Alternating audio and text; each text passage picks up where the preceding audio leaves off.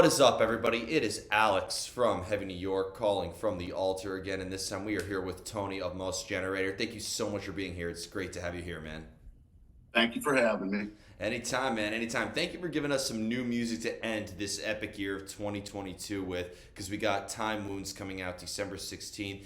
In terms of, your songwriting process, was this continuing in the vein of everything we know and love from albums such as Nomads or Songs for Future Gods or Shadowlands, etc.? It's definitely an extension of Shadowlands. You hear some of the kind of genesis of what's happening now on Shadowlands, but it's pretty drastic. It's the most drastic jump in tone or change in sound of any of our albums, except for the special ones we do. We'll do weird records, like we did a hardcore album and we did a real psychedelic album. But these are side albums. They're not what we would consider our main full length releases in the catalog. But this one's much different than our others. It's not nearly as heavy, and it's more progressive. And it has it's more melodic. So it's like it sounds like a lot of the music I was writing in the 90s. Wow. So it has like this 90s progressive, 90s underground mixed with, these progressive overtones. I keep using progressive maybe because the songs change a lot, or they seem to be a little more intricate in the arrangements and stuff. We're gonna go down the rabbit hole relatively quickly, because how would you define progressive? Because Pink Floyd sounds nothing like Opeth, and that sounds nothing like Porcupine Tree or any of that. Like, what would you say makes a progressive song a progressive song? More like, of course there's an amount of you look at technical ability as progressive rock. Somehow you put those together. And it's like Pink Floyd, I always consider like an art rock band or whatever. They didn't fit into the progressive rock thing to me because of their lack. They're not like King Crimson or Genesis or Yes. That's more like a progressive nature to me. And I really don't follow what would be called modern progressive rock. Okay. Unless it's bands that use old progressive a lot, like Motorcycle, or there's a band from the San Francisco area called Once and Future Band, and they use a lot of fusion progressive mixed with this weird 70s pop Beach Boys stuff. It's amazing. Yeah. So my progressive is based on, somewhat complex song structures. And I like, I'm a Yes and stuff because of their sensibility for melody. That's what I always try to keep melody and hooks inside of things that might be traveling off into other weird musical areas. Have to have a vocal that has some kind of melodic thing happening. That's everybody. Circling back to Time Wounds, was it like a preconceived vision to kind of make a continuation of what we heard on Shadowlands? Was this the goal, entering the songwriting process, or did it just kind of like formulate that way as you were writing more and more for this album? Yeah, I knew it was going to be a lot different, and I certainly didn't set out for that. I couldn't see it till just recently that Time Wounds is closer to Shadowlands than I thought. Like, when you're writing, it's so intense. You get so inside the songs and pick out I would have never done that before this album. This is something new, or I'm bringing back some kind of sound that has never existed. In my own writing has never existed in Moss Generator. But then when you see the finished product and the overall picture, then you go, okay, that makes sense to the natural progression of the band. Now this makes sense to me. And I think, because I was tripping on how the fans might take this, it's not as weird as Opeth doing what they did. It's not that drastic, which I love those later records. But it is somewhat of a drastic change in some areas. And it's more of an album that I that's more, it's closest to me. I feel like the music is more personal, or I'm being more honest with what I like about music. Because during the early stages, the first 5 or 6 Moss records were just hard rock albums with tinges of like new wave of British heavy metal, from what I grew up with. So Sabbath meets Maiden and Saxon, that's pretty much like what they were. And then it started to, after I got a different rhythm section, I started to move into, I had people that would allow me to explore more without giving me any grief about it. And so it took a couple of albums for me to just go full blown, I don't care anymore. Yeah. And so, so anyway, it's a forward motion, I guess, this album is. Well, when you express something from a more personal and more internal side of you versus more observational or external side, does that also maybe influence the sound as well in a way, or do you kind of need music before you know where and how the song is expressing who you are?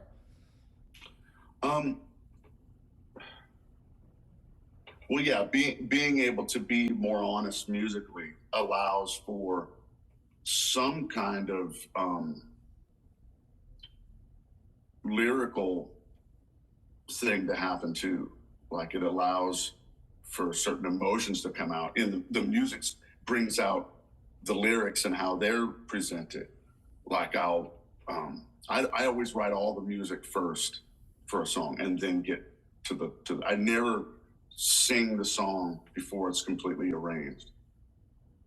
And so yeah, the music for sure. Yeah, sometimes I start talking and then I get Please. lost in some weird. I love it when that happens. I start thinking about a bunch of stuff, but yeah, it's honestly, the honesty is what pushes it forward. And now I'm lost in the question, but anyway.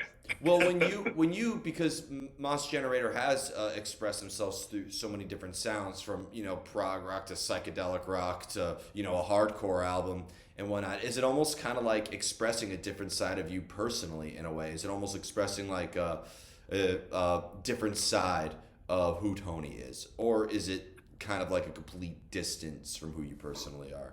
No. I over the last few albums, starting with starting with Electric Mountain Majesty. So the last 4 records, I've started to really dive into personal things. Like, if you kind of want to get to know me, but you'll never meet me, the lyrics are letting you know a little bit about parts of me that you would, that a lot of people don't know.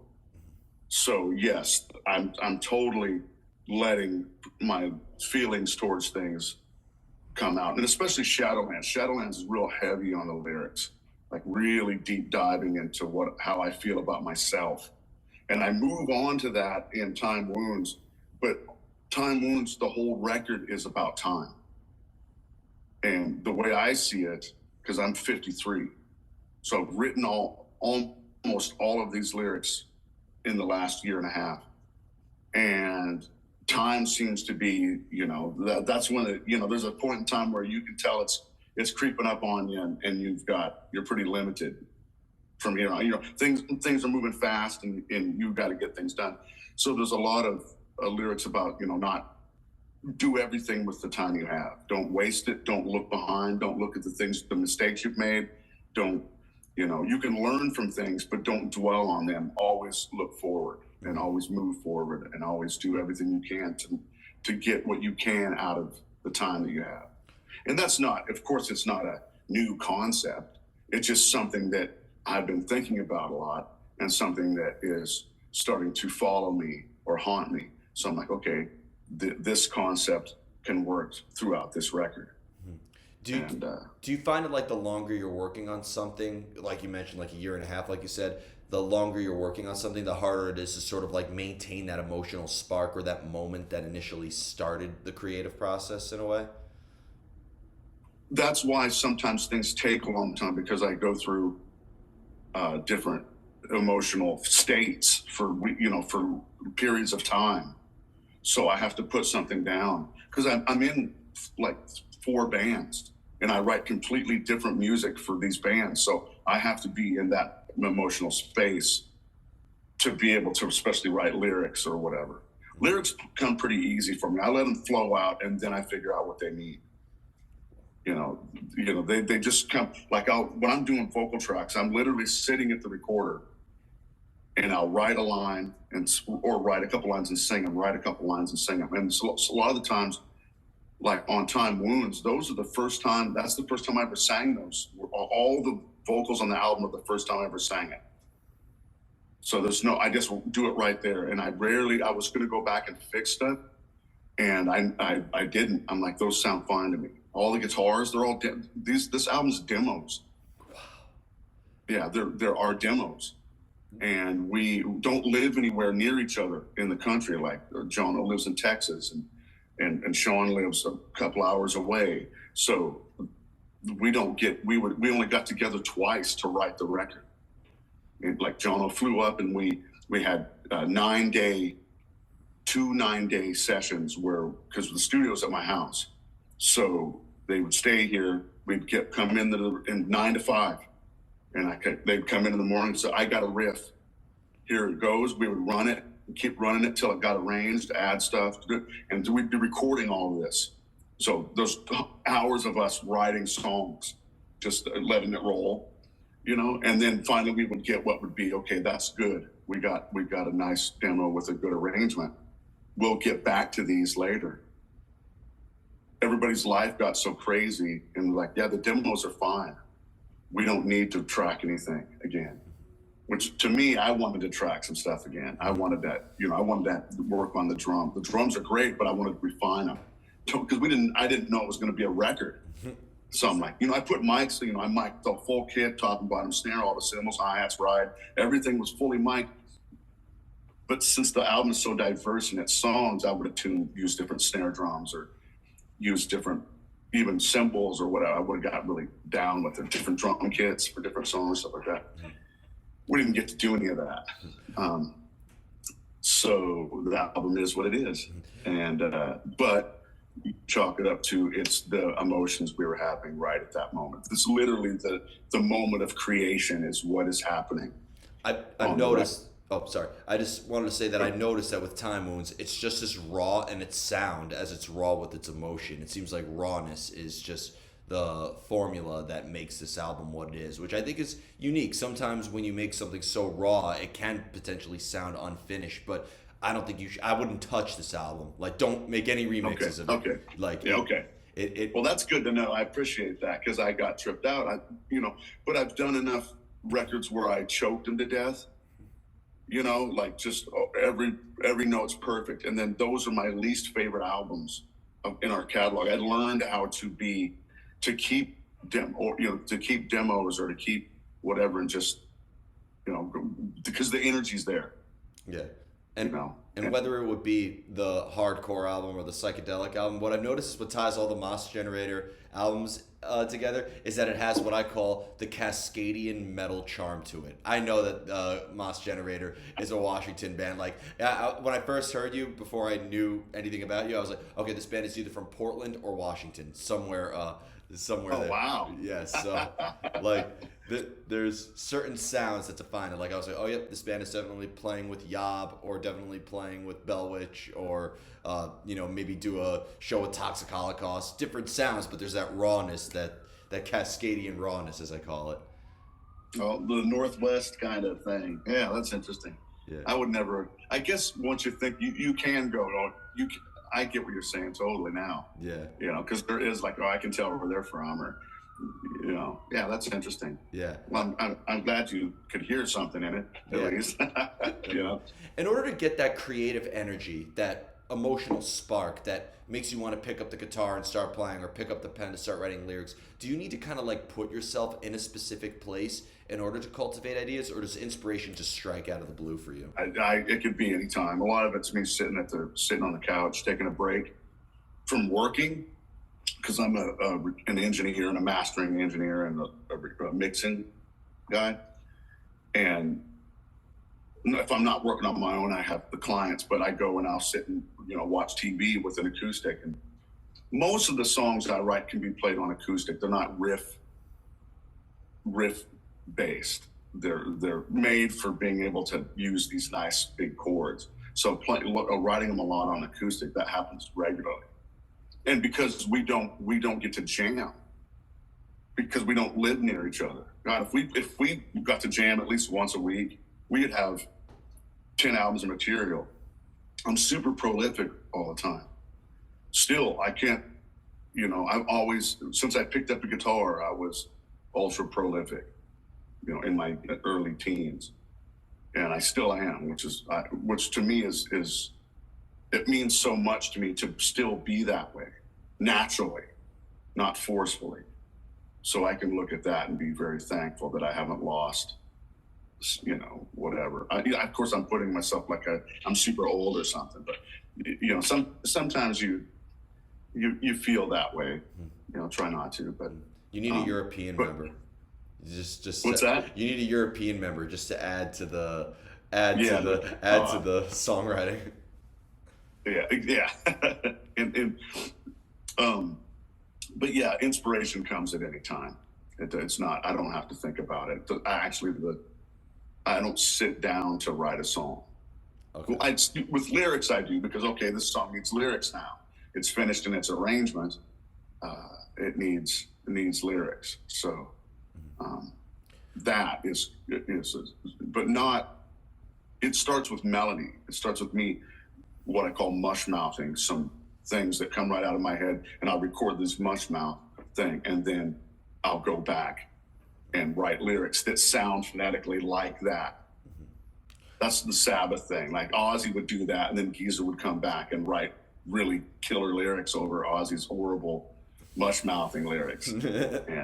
But what a team, Damn right. What a team. It's amazing. Genius. When you write lyrics, that's from more a personal place, as we've seen with Time Wounds, but sometimes the outside world and observation is definitely a great place to also cultivate lyrics. Basically, depending on the subject matter, does it create maybe a different attachment or relationship that you have with those lyrics, depending on what the lyrics could be about? Sure. Yeah, there's some that draw in emotional things even on stage. Like when I'm going for something, it's certainly I'm attached to some lyrics a lot, but and a lot of those lyrics are the ones where I'm talking about, some stuff I've done in my life that I'm not happy about. It's trying to exercise, and I think I did that over the last couple of albums. I exercise some feelings, about things that I've done or the way that I've been to people or whatever. And I got rid of a lot of that over the course of Shadowlands and an acoustic solo album, which was really cool because then you could hear the lyrics in an acoustic arena where that's all you're listening to, kind of, is what I'm saying. So that puts them way out there. And that's another thing with Time Wounds. I would figure that I've mixed my vocals louder on this record than any other. I started to do that a few albums ago because I became more confident with my voice. I'd always kind of bury it before. Because for one, heavy rock doesn't have loud upfront vocals generally. Yeah, it's kind of muffled. Now I feel more confident about my voice, and you write these lyrics for people to try to hold on to. That's your connection to a lot of people. If you're writing lyrics that are of the human condition or whatever, then a lot of people are gonna latch on to them. Definitely. Some of our early lyrics are about science fiction authors or just stuff like that doesn't nobody really that's not something you're going to hold on to generally. But when you play live, is there a similar energy that you channel into your live presence as you do in your songwriting, or do you consider a live performance and a songwriting to be completely different mindsets and different forms of self-expression? We try. Well, you base, like, you gauge that off of how your fan base reacts to your your live performances, and luckily, and someone told me this recently, that we make that our records and our live shows aren't so far apart that you're disappointed if you saw us live and then you went and got a record, and you loved us live and then you got our record and it was like not any energy on it. But I think we of course put everything, as any band should, you put everything into the live performance. That's your real connection with people. And I also feel like I really like to talk to the audience, and I like to connect with them, and and talk. Even on some real large shows, you're talking personally to audience members, or visually making connections, or telling stories about the record, about the songs, or just whatever you can to get the connection. So if you're giving everything, which we do, then people see that. They see the honesty. And of course, over in Europe, you guys are true. That's what they see. You guys are true. And which means that we're doing it for real. This is, we're not joking, we're playing around. And that's the highest compliment. Yeah. But when you have to go from one song to the next, it's a grind. Do you, like, before you play each song, do you have to kind of put yourself in that same emotional state of mind when you first wrote it in a way to do that? Or Nah. That I don't know if there's a lot of it's because I don't have certain emotions, or I don't allow certain things to come onto the stage. Let's say something real morbid, like my dad died the day before we play this show. That doesn't enter my mind when I'm on stage. Anything like that is gone. Every once in a while, there'll be a little spark of something. Like if I'm going through something, it might spark for a second, but sometimes that might add to, if I'm in this section that I'm thinking about, that it might add to my performance in some way. But yeah, I know musicians that bring their personal life onto the stage, and there's been some players that I played with for a long time, and when we're playing, I'm going, I can hear him thinking about something. What's going on over there? Like, and after the show, I'll be like, what's going on up here, man? I can hear you're playing is really, really weird tonight. What are you thinking about? You're not here, or, and some people can't leave that at the door. Yeah. And I can, Definitely. And that helps the show be easier to kind of have we want high energy, basically. No matter what kind of songs we write on records, the shows are usually the high energy tunes. Yeah. And that's what I think a live show should be. And there's no such thing as a low energy show either. I don't care how doom and gloom and low tuned the show is, and there's no such thing as, like, I remember seeing the band Sun. It's spelled Sun O. Yep. And you couldn't see 2 inches in front of you with the fog that was there and everything like that, and the drone tones. And people think that's a low energy show. Everybody's kind of like zonked out in it. That's energy if I've ever seen it. It's a different type of energy, but it's energy. Yeah, we played with them one time, and it was pretty mesmerizing. I saw them in a venue that was like the size of an apartment. And they were using a fog machine for like a stadium. So and I went to that venue. I went to that venue the next day, and to cover another show, and the band was like, "What the fuck? Was there like a fire here last night? What the fuck happened?" And you just see the venue staff being like, "Fucking Sun, man, love those guys, but damn, fog everywhere." Fog's weird too. They love it in Europe. Stop the fog. Oh man, yeah. I think it's awesome. But before we go, I want to thank you so much for your time today, for such an awesome chat. Is there just anything else with Time Wounds that you'd like to promote in terms of tours or even more new music? You're always on a creative spree. It's something I admire about you as a musician. What could we be expecting just from your camp and the Moss Generator camp? Well, I got a band called Hot Spring Water, which is a country rock, southern. It's like, we're turning into early Joe Walsh records. That's what we're sounding like, this weird, quirky power pop, southern rock country rock thing. So that's super fun. That's pretty active, making records and stuff. And then there's Big Scenic Nowhere that I'm in with Bob Balch from Fu Manchu and Bill and Gary from Yawning Man. We put out quite a few records. So we're working on another record now. Actually, I was just working on a Jethro Tull cover we did for this tribute record. And let's see.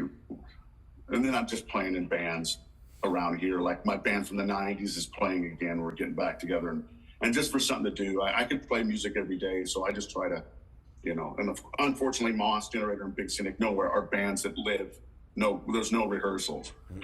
So I try to build all these other things just to play music. So, but just everybody check out Time Wounds and we hope you like it. And that's it. That's that. Thank you so much, everybody. We are here with Moss Generator. Time Wounds out December 16th. End the year on an awesome note with this amazing new album. We will see you next time on Heavy New York.